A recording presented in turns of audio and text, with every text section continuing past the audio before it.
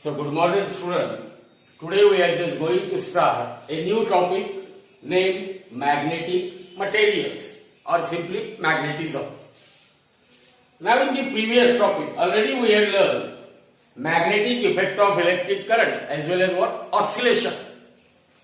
Now in magnetic effect of electric current we have seen that when a current carrying coil is suspended in a uniform magnetic field, when a current carrying coil, it is suspended in what? Uniform magnetic field. Then we know that as far as these two sides of coils are concerned, according to Fleming's right hand rule, forces are acting.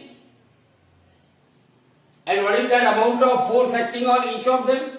They are equal in magnitude but opposite in direction. Hence they will cancel the effect of each other, because the two forces, their line of action of force is coinciding. Whereas on these two sides, that is AB and that of CD, which are perpendicular to what? Perpendicular to the direction of magnetic field. On the side AB, force F is equal to IBL is acting upward. On the side CD, force F is equal to IBL is acting downward. And these two forces, they are equal in magnitude, but they are what? Opposite in direction, and their line of action of force do not coincide. Hence such pair of force, they are forming a couple, and the moment of a couple is a torque. So this current carrying coil, it is under the action of torque, and as by definition, torque is nothing but magnitude of one of the force multiplied by perpendicular distance between them. Here magnitude of force is IBL into sine of, actually what is the angle between L and B? 90, sine 90 is 1. So magnitude of one of the force is IBL into perpendicular distance, means moment R. Already we have seen B sine theta is what? Moment R, that is perpendicular distance between the two forces, and if I just simplify it, then I can say torque acting on a current carrying coil is IBL into B into sine of theta. Here length into breadth is area. So I will write this as I into A into B into sine of theta. Again we know magnetic dipole moment of current carrying coil. It is the product of current and area vector. Means I and A, it is replaced by what? M. So it is MB sine of theta. Here I will take small m for magnetic dipole moment. So this is equal to vector M cross of vector B. Means torque acting on any current carrying coil which is suspended in uniform magnetic field, it is given by T equal to vector M cross of vector B. Here theta represents angle between magnetic dipole moment M of current carrying coil and that of magnetic field B. Now exactly similar situations were observed. We know that when a bar magnet is suspended freely in a uniform magnetic field, what is the tendency of bar magnet? It will align itself in the direction of what? Externally applied magnetic field. Now if I rotate that bar magnet through certain angle, so what happens? We know that at the two poles of a bar magnet, see here, magnetic force is equal to, or magnetic field B is equal to, just like E is equal to F by Q. So B is equal to F by what? M, where M is the pole strength. It means force acting on north pole, it is plus MB, and on south pole it is minus MB, because pole strength of north pole is plus M, pole strength of south pole is what? Minus M. So here we can say when a bar magnet is suspended freely in a uniform magnetic field, then forces will act on north pole and south pole. And see here, force on north pole is acting towards right, on south pole is acting towards left, and their line of action of force do not coincide. such pair of forces, they are forming a couple, and moment of couple is nothing but torque. So here also the torque acting on a bar magnet tau is equal to what? Tau is equal to, it is equal to what? M cross of B, or it is equal to MB sine of theta. MB sine of theta, where M represents the magnetic dipole moment of bar magnet. Remember, M represents what? Magnetic dipole moment of bar magnet. B represents the uniform magnetic field in which that magnet is suspended freely. And theta will represent the angle between magnetic dipole moment and vector B. So, a pair of force which are acting at north and south pole on a freely suspended bar magnet will exert a torque on that bar magnet, and that torque is given by T is equal to M cross B, or it is MV sine of theta. MV sine of theta. Now what is the effect of this torque? This torque which is acting on a bar magnet, this external uniform magnetic field will exert a torque tau on a bar magnet. And what is the effect of torque? Bar magnet undergoes an angular displacement. Bar magnet undergoes what? An angular displacement. Through what angle it undergoes displacement? Like that bar magnet is rotated through an angle theta. So theta is what? Angular displacement of a bar magnet. Remember one thing, that is most important thing, that whether a body undergoes, whenever any body undergoes a displacement, that displacement, it may be a linear displacement, or that displacement, it may be what? An angular displacement. Whenever body undergoes displacement, that displacement may be linear displacement, or that displacement may be what? An angular displacement. So for an object to displace, whenever here magnet undergoes angular displacement, and for displacement of a body, certain work must be done on it. So as here, this torque will rotate the bar magnet through an angle theta. Means bar magnet undergoes angular displacement. It means certain work is done on that bar magnet by that external uniform magnetic field, and that work done on the magnet will be stored in the magnet in the form of potential energy. Remember what I am saying? Because this magnet is suspended freely in a uniform magnetic field, that magnetic field will exert a torque T equal to mv sin theta on a bar magnet. And what is the effect of torque? Torque will rotate the bar magnet through an angle theta. Means bar magnet undergoes an angular displacement what? Theta. And when body undergoes any kind of displacement, may be linear or may be angular, work is done on that body, and that work done is stored in that body itself in the form of potential energy. So here also, due to this torque, when magnet undergoes an angular displacement theta, work is done on that bar magnet, and that work done is stored in that bar magnet in the form of potential energy called as magnetic potential energy. Called as what? Magnetic potential energy. And that magnetic potential energy, it is given by integral of torque, which is a function of angular displacement theta into d theta. See here what I am saying. Work done is equal to force into displacement for linear motion. Work done equal to what? Force into displacement. So for rotational motion, work done is equal to torque into angular displacement. And this work done is stored in the form of potential energy. So here, the magnetic potential energy,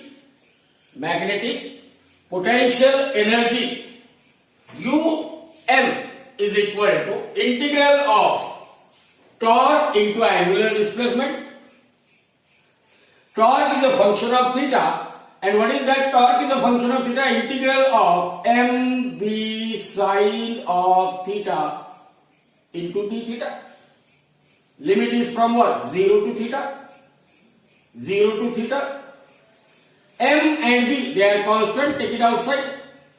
What is integration of sine theta? It is minus cos theta. So it is minus mb into cos of theta. That is the magnetic potential energy. So what we have derived? A magnet which is suspended freely in a uniform magnetic field. As that magnetic field is exerting a torque T equal to mb sin theta, due to which magnet undergoes angular displacement. It means work is done on the magnet, and that work done is stored in that magnet in the form of potential energy at its new position, and that potential energy stored in the magnet is um is equal to minus mb sin of minus mb cos of theta. Now here, because magnetic potential energy, it is a function of angular displacement theta. Magnetic potential energy, it is a function of what? Angular displacement theta. So there are different cases that we will see. First case, case number 1. When theta is equal to 0. Here what is theta? Angle between magnetic dipole moment and magnetic field. So when I say theta is 0, it means magnetic dipole moment and magnetic field both are parallel. Both are what? Parallel. Then only angle between them theta equal to 0. What is cos 0 equal to? If you remember that cosine curve, repeatedly I am drawing that cosine curve. Cos 0 is plus 1, cos 90 0, cos 180 minus 1. Cos 270 0 and cos 360 plus 1. So when the magnetic dipole moment M and magnetic field B both are parallel to each other, then angle theta between them is 0 and cos 0 is equal to 1. It means for the first case, magnetic potential energy is equal to minus mb into cos 0. Cos 0 is 1. So magnetic potential energy is minimum. Magnetic potential energy is minimum wherever magnetic dipole moment and magnetic field, they are parallel to each other. Case number 2. Suppose that magnetic dipole moment and magnetic field, they are oppositely directed. Oppositely directed means angle between them is 180 degree, or two vectors, they are said to be anti-parallel vector. So when magnetic dipole moment and magnetic field, they are anti-parallel, means angle between them theta equal to what? 180 degree. Now what is cos 180? Minus 1. So magnetic potential energy is equal to minus mb into cos 180. Cos 180 is what? Cos 180 is minus 1. See here, cos 180 minus 1. So minus mb into minus 1. So it is equal to plus mb. So remember, when magnetic dipole moment and magnetic field, they are opposite in direction, means they are anti-parallel. Means they are what? Anti-parallel. Then magnetic potential energy is a maximum. Magnetic potential energy is a maximum condition that magnetic dipole moment and magnetic field, they are anti-parallel, means they are opposite in direction. And also one of the case when magnetic dipole moment and magnetic field, they are at right angles to each other. This is third case. When theta is equal to 90, theta is what? Angle between M and B. So when dipole moment and magnetic field both are at right angles to each other, we know that cos 90 is 0. So magnetic potential energy minus mb into cos 0 is cos 90 is 0. So magnetic potential energy is 0. So out of these three cases, look at the first case when magnetic dipole moment and magnetic field both are pointing in same direction. It means that magnet is having this position with north pole to this side, so that dipole moment M is pointing in the direction of magnetic field. So this is the most stable position of a bar magnet. Any bar magnet which is suspended freely in uniform magnetic field, that magnet has a tendency to align itself in the direction of externally applied magnetic field, or we can say that this is the equilibrium position of a bar magnet. So here from these three cases one can say that the magnetic potential energy U, it is a function of theta, means it varies in accordance with theta. So we can plot a graph of magnetic potential energy U against the angle theta. So we know the value of U for different angle. When theta is 0, UM, it is minus MB. When theta is 180 degree, UM, it is what? Plus MB. When theta is 90, magnetic potential is what? 0. And if I join the value of magnetic potential energy for all the angle between what? 0 to 180 degree, I will get a curve of this type. So in examination there might be a question that write down the formula for magnetic potential energy of a bar magnet which is suspended freely in a uniform magnetic field, and draw the graph of how the magnetic potential energy is varying with the angle of deflection theta. Now we will see that a bar magnet which is suspended freely in a uniform magnetic field, a bar magnet which is suspended freely in a uniform magnetic field, we know that on that bar magnet actually there are two torques acting on it. One of the torque which is acting on bar magnet, it is torque due to what?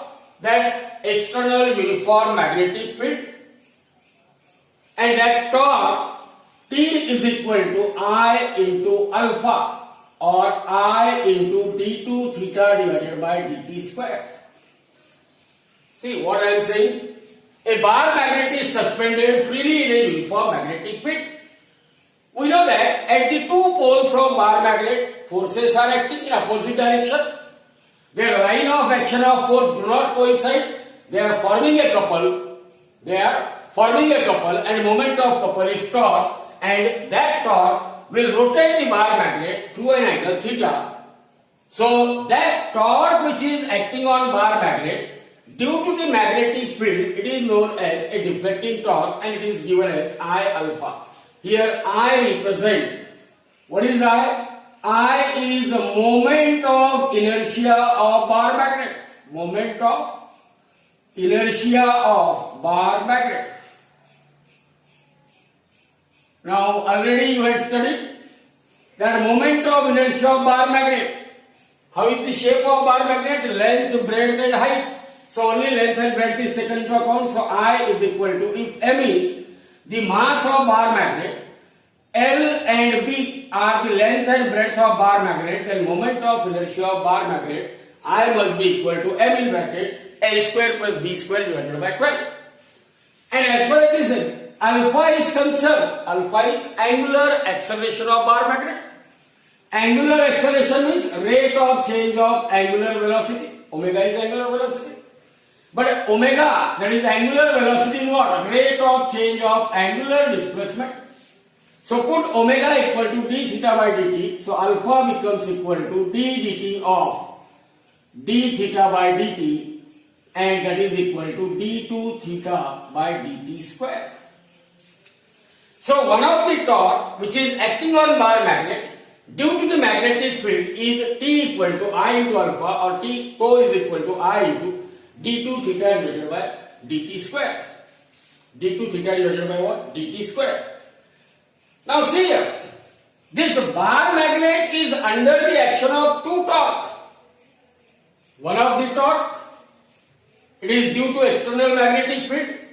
It is due to what? External magnetic field. And that torque is acting in clockwise direction. See here, torque T is equal to M cross of B according to right hand rule. See here, curl the finger of your right hand in a direction from first vector to second vector. So M to B. Then the outstretched thumb will point in the direction of what? Resultant vector. So M and B, they are lying in one of the plane. Then torque toe is lying what? Perpendicular to that plane containing M and B. So according to right hand thumb rule, this torque is acting downward and fingers are curled in which direction? In clockwise direction. So we can say that this torque will act on bar magnet in clockwise direction. In clockwise direction.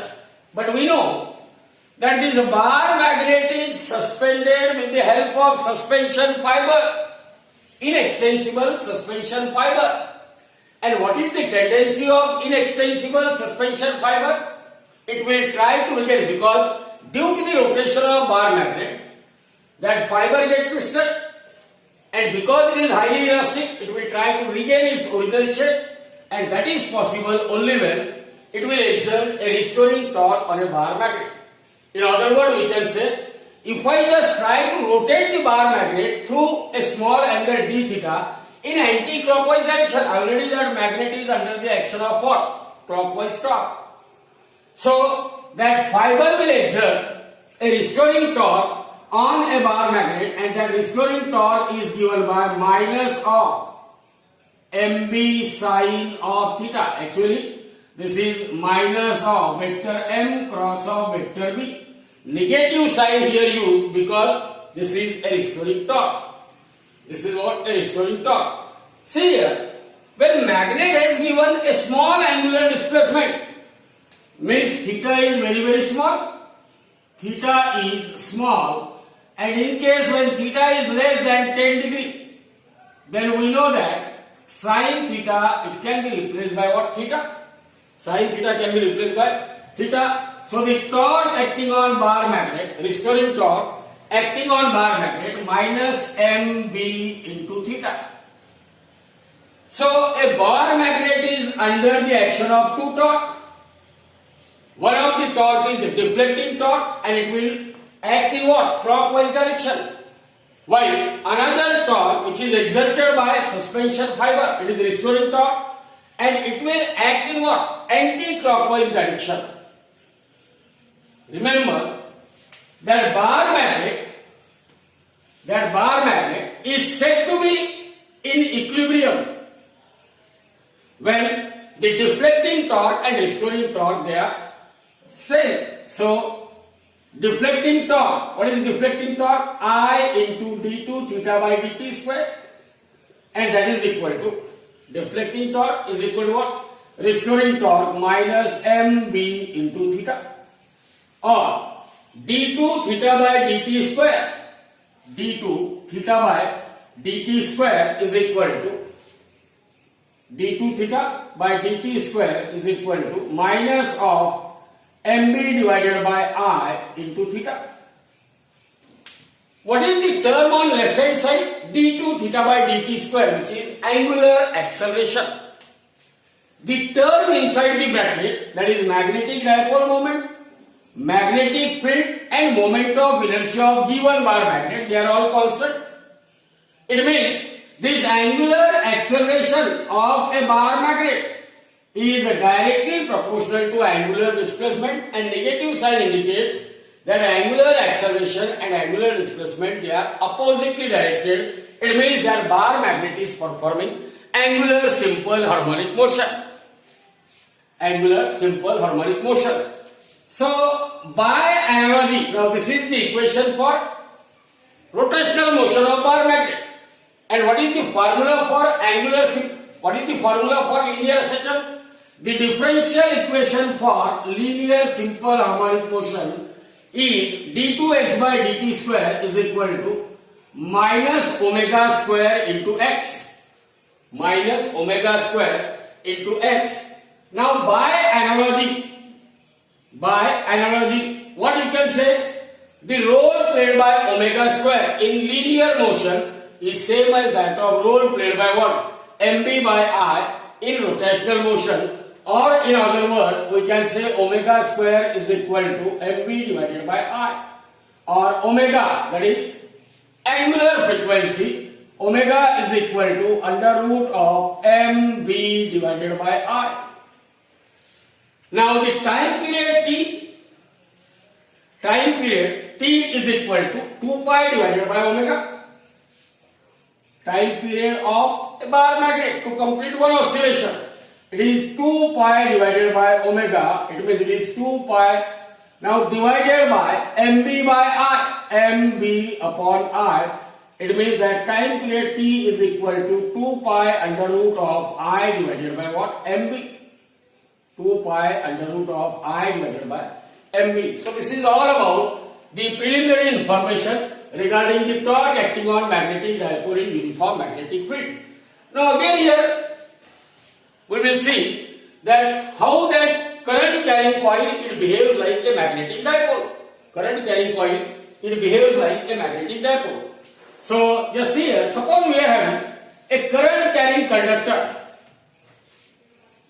Suppose we are having a conductor which carries current I.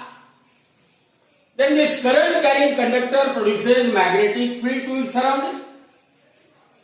The direction of magnetic field at any point P near to that current carrying conductor is given according to right hand thumb rule, which states that hold the current carrying conductor in your right hand such that thumb is pointing along the direction of current, then the curved finger will point in the direction of magnetic field. So magnetic field at point P. See here, it is inward. It is inward. Now, if the straight current carrying conductor it is bent into a circular ring, and suppose it carries current in what? Anti-clockwise direction. We are having a ring made up of a conductor and which carries current I flowing in anti-clockwise direction. Then according to right hand thumb rule, hold that circular current carrying loop into your right hand. It means the palm of right hand are curved in such a manner in order to hold that loop, and fingers are curved in the direction of current. Then the outstretched thumb will point in the direction of magnetic field. It means if we are having a circular loop which carries current I in anti-clockwise direction, then the magnetic field is acting upward. It means the upper face of current carrying loop it behaves like north pole, and the lower face it behaves like what? South pole. It means if the direction of flow of current is reverse, that is current is flowing in what? Clockwise direction, then apply the right hand thumb rule. Here fingers are curved in clockwise sense, then thumb is pointing in downward direction, means the lower face of that current carrying loop it behaves like north pole, and the upper face it behaves like what? A south pole.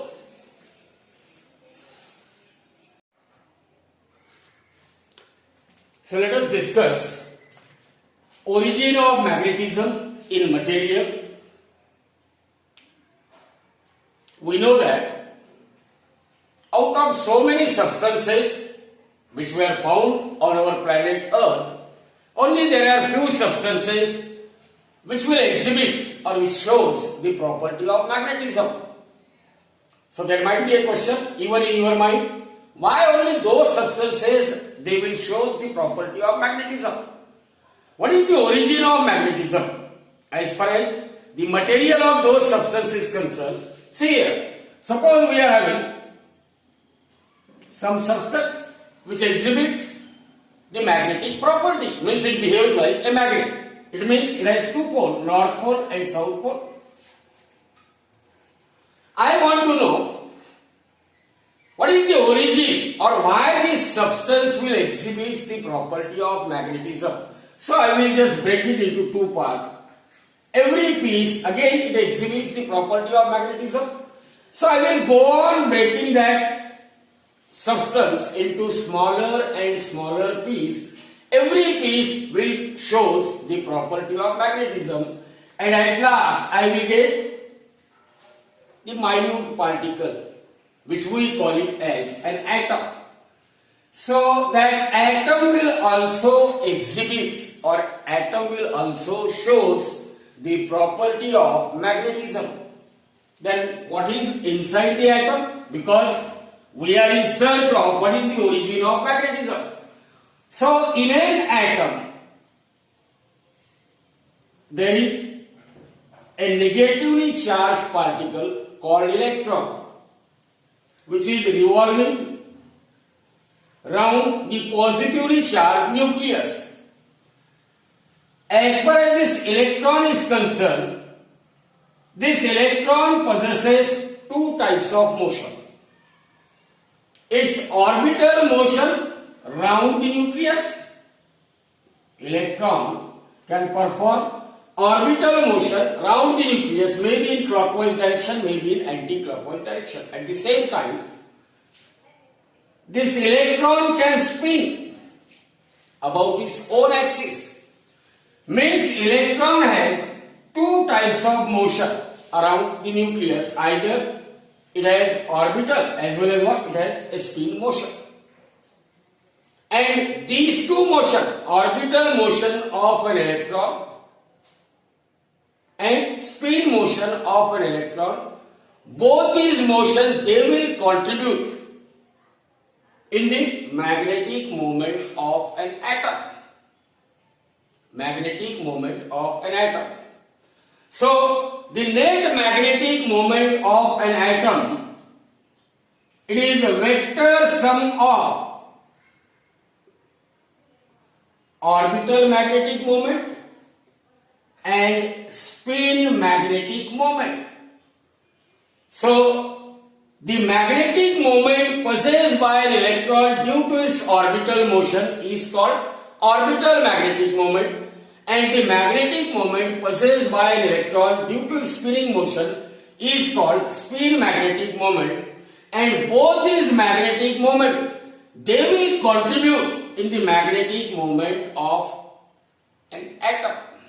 Magnetic moment of an atom.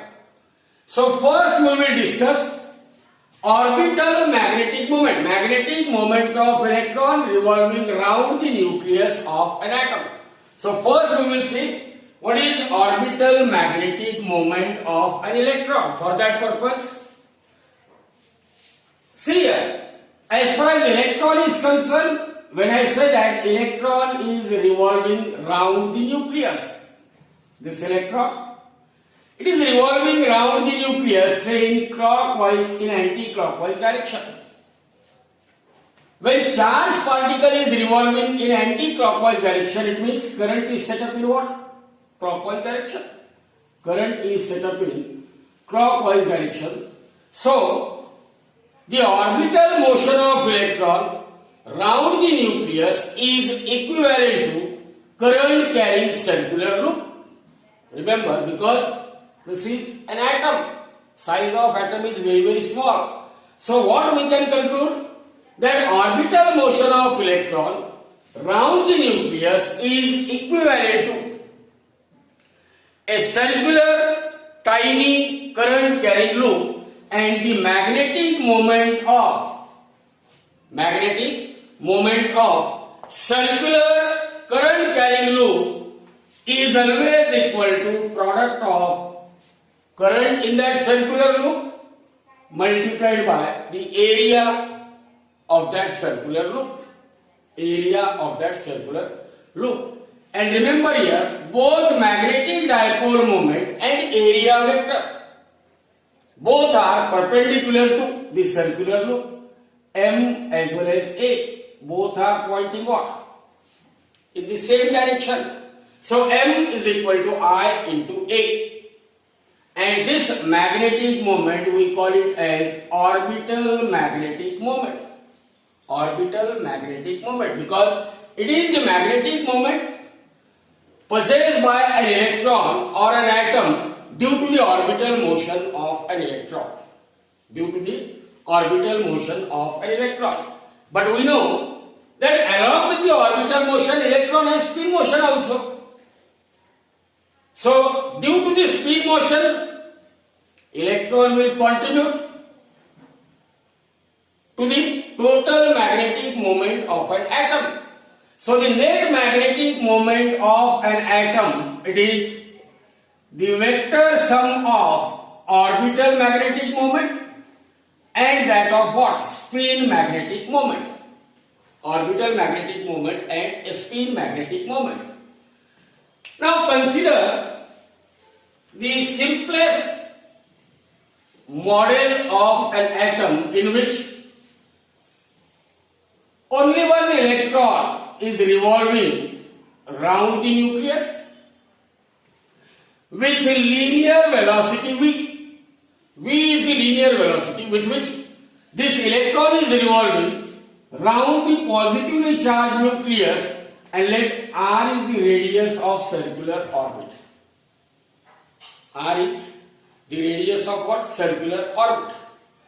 And as we have already discussed, that the orbital motion of electron round the nucleus is equivalent to what? Current carrying loop. And as far as this current in a loop is concerned, current flowing through a loop, I is equal to, we know current is nothing but rate of flow of charge. Charge divided by time. So current I flowing through that loop, I is equal to E divided by T. E divided by T. Now as far as this time period is concerned, as already we had stated, V is the linear velocity with which electron is revolving around the nucleus. And velocity is always equal to what? Displacement upon time, or speed is equal to distance travelled upon time.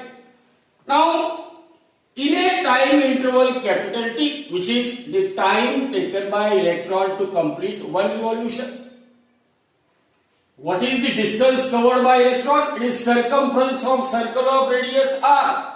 So in other words, we can say electron covers a distance of 2 pi r in a time period t. Therefore, the speed of electron v is equal to 2 pi r divided by what? T. Or t is equal to 2 pi r divided by what? V. But we know the current I is equal to E divided by T. Now put the value of time period, which is 2 pi r divided by v. So E divided by 2 pi r divided by v, or it is equal to EV divided by 2 pi r. But we know for circular motion, V is equal to r omega. It means this is equal to E into, now in place of V I can write r omega, where omega is the angular velocity. So E r omega divided by 2 pi r. Here this r get cancelled. Hence, the current flowing through that circular loop, it can be written either as EV upon 2 pi r, or it can be written as E omega divided by what? 2 pi. E omega divided by 2 pi. But we know the orbital magnetic moment, it is the product of current in a circular loop multiplied by area of circular loop. Now can you just tell me what is the area of circular loop? Area of circular loop. Now that circular loop is of radius what? R. So area of circular loop A is equal to pi r square. Current I, what is the formula for current I? EV divided by 2 pi r. You can use any one of them. Now put the value of current I and area A in this equation. So orbital magnetic moment is equal to EV divided by 2 pi r multiplied by, now area means it is pi into r square. So this is m orbital, that is orbital magnetic moment. Now see here, 1 r here it get cancelled, this pi get cancelled, and we are having EVR divided by 2, or it is equal to half EVR.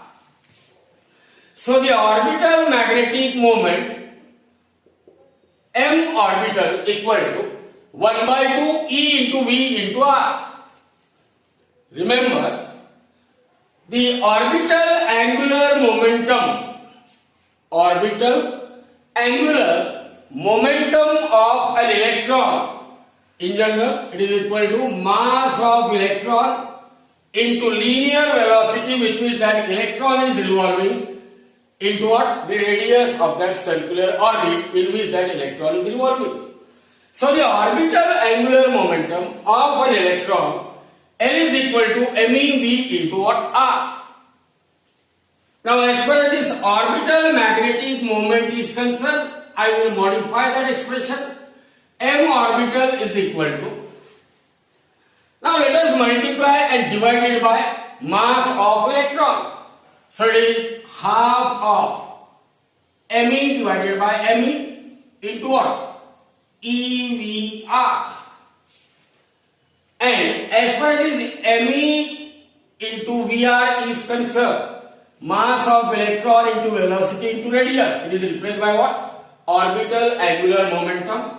Therefore, M orbital is equal to E divided by 2me. Don't get confused. It is mass of electron. So while writing the formula, charge on electron divided by 2 times mass on electron into this orbital angular momentum L. Now this is the relationship between orbital magnetic moment and that of what? Orbital angular momentum. Orbital magnetic momentum and orbital angular momentum. Remember, as far as this m orbital and this angular momentum is concerned, orbital magnetic momentum, m orbital, and the orbital angular momentum, these are the vectors which are pointing opposite in direction. Why? Because here E represents charge on electron. So it must be taken with what? Negative sign. So therefore in vectorial form I can write M orbital is equal to minus of M orbital is equal to minus of E divided by 2m into vector L. So here negative sign indicates that orbital magnetic momentum and orbital angular momentum, orbital magnetic momentum, that is m orbital, and orbital angular momentum, these two vectors, they are what? Oppositely directed, and both of them, they are perpendicular to the plane in which that electron is performing circular motion. Plane in which electron is performing what? A circular motion. Remember, if I just take the ratio, what is the ratio here? Ratio of orbital magnetic momentum, m orbital, to that of orbital angular momentum. The ratio of orbital magnetic momentum to that of what? Orbital angular momentum is equal to E divided by 2me. This ratio, charge on electron and mass of electron, both are constant. So this ratio is constant, and that constant it is called as gyromagnetic constant, gyromagnetic ratio. That ratio or that constant is called what? Gyromagnetic ratio. So in examination there might be a question, what is gyromagnetic ratio? Gyromagnetic ratio is the ratio of orbital magnetic momentum to that of what? Orbital angular momentum. and it is always equal to E divided by 2 times mass of an electron. Remember, we will get a similar type of result if we just make use of quantum mechanics. If you remember, that is in modern physics as per Bohr's second postulate. What Bohr's second postulate states? That when electron is revolving around the nucleus, it is specifically for hydrogen atom. So when electron is revolving around the nucleus, then the orbital angular momentum of electron,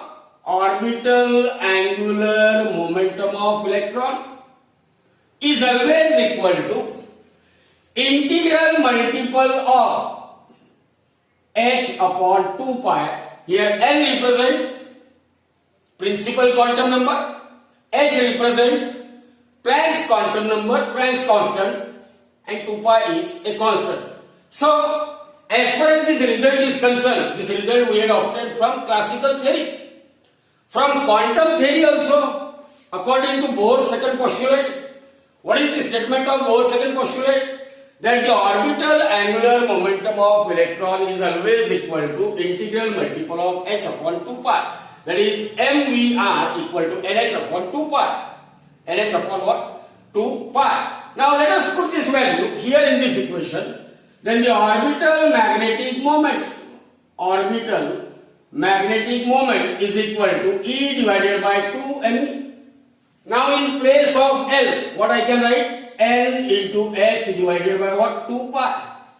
So m orbital is equal to E nh divided by 2 into 2, that is 4 pi m. 4 pi m. Now for the first orbit, we know n is equal to 1, that is principal quantum number when electron is revolving in what? Innermost orbit. Then the orbital magnetic moment of electron in the first orbit is E into h divided by 4 pi me. Remember, this E into h upon 4 pi me, what is charge on electron? 1.6 into 10 raised to minus 19. Planck's constant 6.63 into 10 to the power minus 24 upon 4 into 3.14 into mass of electron 9.1 into 10 to the power minus 34, and if you just calculate it, it comes to be 9.274 into 10 to the power minus 24 ampere meter. 9.274 into 10 to the power minus 24 ampere per meter square. Now this constant, it is called as Bohr magneton. This constant is known as what? Bohr magneton. Remember, the magnetic moment of any atom is always expressed in terms of Bohr magneton. Magnetic moment of any atom is always expressed in terms of what? Bohr magneton. In terms of Bohr magneton. Now remember, along with this orbital magnetic moment, electron has spinning motion also. It means electron has spin quantum number also. And if I say that ms is the magnetic moment, ms is the magnetic moment due to spin motion, and let s is the intrinsic spin angular momentum, then there are two possibilities, that the spin angular momentum and spin magnetic momentum, either they are pointing in what? They are always opposite to each other. Their directions are what? Opposite to each other. So you remember one line, that the spin angular momentum S and magnetic moment due to spin motion, they are always opposite in direction.